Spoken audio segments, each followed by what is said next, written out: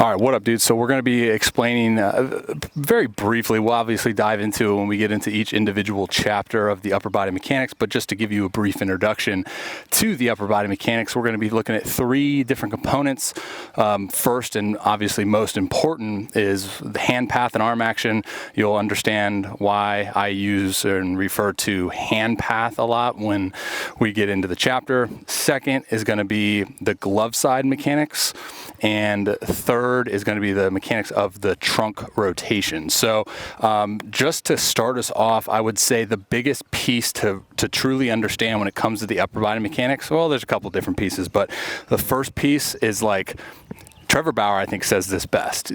Don't screw yourself up when it comes to your upper body mechanics, because nothing really happens, nothing really starts within upper body mechanics until the lower body mechanics is completely finished and stopped, right, and blocked.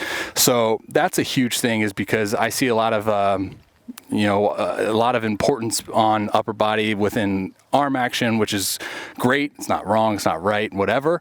But I really do believe that the more we essentially can simplify the mechanics of the upper body, the better you're going to be. And I talk about this a lot within this book, and you guys know this, is it's going to come down to timing and positioning for the upper body mechanics, because what we want to do as far as like the goal is we want to position our upper body accordingly as soon as the lead leg block does its thing and the lower body mechanics is completely stopped. We want to make sure that our upper body mechanics, our glove side, our trunk, and our arm action, our hand, they're all in a position to best receive that energy production from the lower body that we discussed within the previous chapters, to receive and absorb all of that. So then we can really essentially get away from the biggest breakdown that I see, is having to independently generate a lot of this energy within your arm action. So the whole thing for me, you'll hear me talk about this over and over again when it comes to the arm action and the upper body mechanics,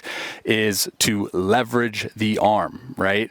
We want to leverage the arm. We want to take as much load and as much stress off the arm as possible. This is my whole thing with like throwing with intent, right? Obviously it's great and it can unlock velocity, but when you talk about throwing with intent, you essentially put like the mechanical optimization to the back burner, and you think about intent, you think about arm speed and ripping and grunting, and you're expending a lot of energy within your arm, and it can only take so much, right? So we want to cushion that load as best as possible, and we can cushion that load with a multiple components as we'll dive into, and the biggest being is utilize the energy that has been produced within the lower body mechanics. All right, so I know I refer to this over and over again as far as like position yourself accordingly, but especially with the upper body mechanics, when we're going through all the things of the lower body, and as soon as we go into our block, and as soon as our block occurs,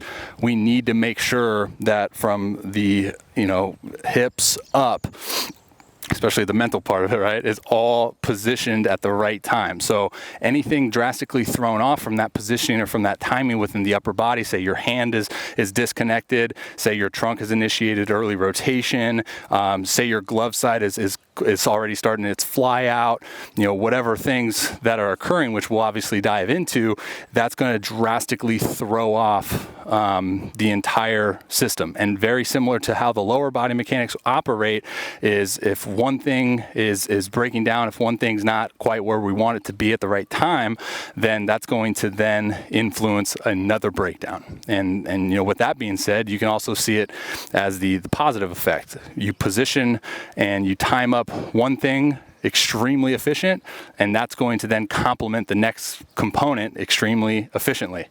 Can you use extremely efficiently back to back? I'm not sure.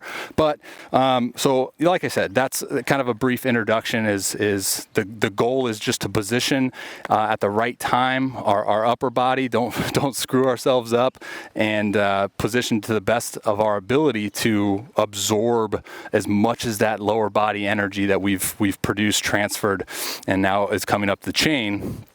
And so if we can position accordingly, we're going to take a lot of stress, a lot of load off the arm and off the elbow, and hopefully be able to accomplish the 3 goals of pitching mechanics, right? So you look at the 3 goals of pitching mechanics is, number 1, you got to be healthy, right? You can't really accomplish anything unless you're freaking on the field. Be healthy, throw hard, and throw it where you want. So all of these things, that's why I love looking at like pitching mechanics, man, because everyone says, hey, I need to develop velocity, but my command's suffering. Like all 3 of these things should be complementing each other, and they should occur, simultaneous. You optimize your delivery, everything, kind of syncs up, becomes effortless velocity. You cushion the load of your elbow, and you throw with your entire body. You put a lot of stress on the bigger muscles that are better equipped to take on that load and to take on that stress and to adapt. And then, you position accordingly for so long. You train a lot of really efficient motor patterns, and usually that is a recipe for putting the ball where you want, or at least putting yourself in a consistent release slot, which is then going to give you the best opportunity to put the ball where you want with all your pitches, right? So, I'm excited to dive into the upper body mechanics. I've been a huge component of upper body mechanics, especially, the arm action mechanics. I'm very biased within all this stuff, so looking forward to diving into it. Buckle up. Let's do it.